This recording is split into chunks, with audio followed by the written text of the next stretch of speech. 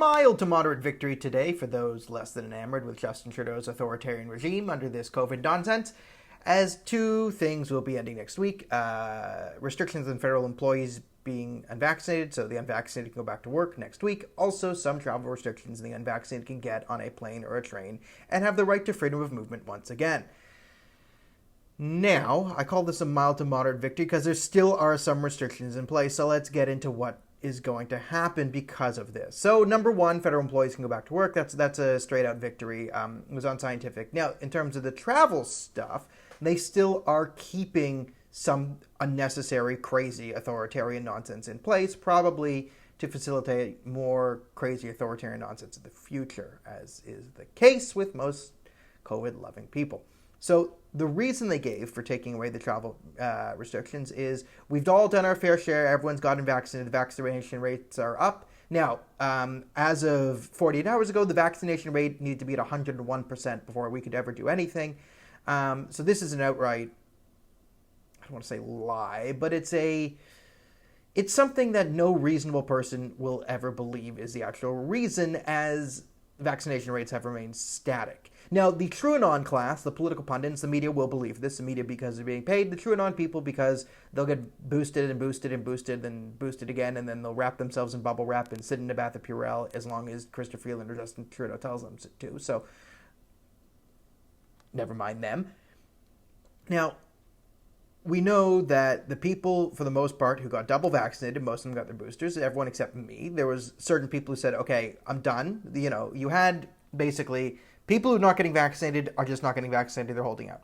The people who got two at the point with the gun pointed at their head said, okay, I'm not getting the third until it's mandated. And then the people who wanted the boosters will keep getting boosted forever, right? If you wanted the third, you probably want the fourth, you want the fifth, you want the sixth. You think a cold's going to kill you. I mean, the person I saw yesterday riding a bike outside in the summer with a mask on and no helmet, he's a lost cause. But for the rest of this country, it all pretty much goes. The people who are forced to get two, I won't get a third unless they're forced to. The people who wanted the third will get infinity. This has remained static. Nothing's really changed. So this reasoning is a lie. What this means, though, is that there was so much pressure put on them by the travel industry and whatever and the media that it was unpopular now to do this. It's good. Finally, after 2.5 years in Canada, it's finally been unpopular to do authoritarian nonsense. We are now trying to catch up to the rest of the world. We're still about half a year behind the rest of the world, but it's better than, a year and a half as we were yesterday. So you can get on a plane or train if you're unvaccinated. The problems are they are still keeping some restrictions. So Canada's the only country in the world where you have to put a mask on an airplane.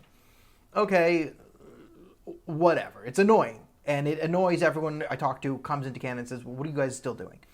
I had someone compare it to like the Turkish airline stewardess who they have to like wear their hijab at Turkish airspace and then they all rip it off once they get into Turkish airspace. And it's sort of like Canada's like now the new mask thing. That's like what the airline. The new thing is it's not a drag for women to go to Islamic countries. It's for anyone to go to Canada. That's the new thing in the travel industry. So it's good that you can get on a plane or train if you're unvaccinated. Now, what the government is doing is they're still keeping the ArriveCan app. So if you're coming into Canada, you still have to be vaccinated. So if you're unvaccinated, you can leave Canada. You just can't come back, which is ridiculous and wouldn't stand in a challenge to the law, but you probably won't get one because Canada's a silly place. Okay, so what is like the reason here? So the victory is the Liberals were forced to do something. The videos Poilievre did at the airport, they're a great smack in the Liberals' face. The Liberals are failing on travel. The restrictions are causing all this nonsense. So the only thing that really eases any of this is bringing more federal employees back to work. So the staffing shortages potentially can help alleviate this. In terms of all the crazy restrictions we're putting on people coming back in and the ArriveCan stuff and all the crazy nonsense, not a lot of that is being lifted. Like, we're still keeping some of this stuff in place. The only thing that would really streamline this whole thing is just remove the ArriveCan stuff. Say, all right, COVID, we're going to have to learn to live with it and move on. We'll bring people back to work and Pearson will slowly dissipate and go back to normal. That's not what they're doing. So it looks like, to me, they want the sort of PR shift today to take the heat off of the Liberal scandals The lying of the Emergencies Act, the failure piece in airport, and say, hey, see, we've done something, we're taking the travel restrictions off. So this now goes into the news cycle. And the way the Canadian media works is once you change the subject on something, they never need to pivot back to something bad the Liberals did because they can just treat that as old news. So there's that. And two, to sort of get the propaganda victory of, we did ease the travel restrictions, what are you talking about? Because if you remember, one of the things that the Freedom Convoy rolled into Ottawa and wanted was end the mandates, which end all the mandates, and end the vaccine passports. They specified the ArriveCan app. So one of the things that they want to do is, we don't want to give us our freedoms back. But they do, I think, realize that a major propaganda point that the pro-freedom crowd had in Canada is when people said, what mandates? You're idiots. All these idiots. They don't understand. Mandates are gone because you can now go into a restaurant. They thought, okay, because the vaccine passport, you don't need to go to a restaurant. All the mandates are gone. Because people are not that smart if they listen to a lot of mainstream media. And a great retort would be, the unvaccinated still aren't allowed to travel. They're not allowed on planes or trains. What do you mean? So that was a great people. What do you mean the mandates? This was the biggest one that you could still throw in their face.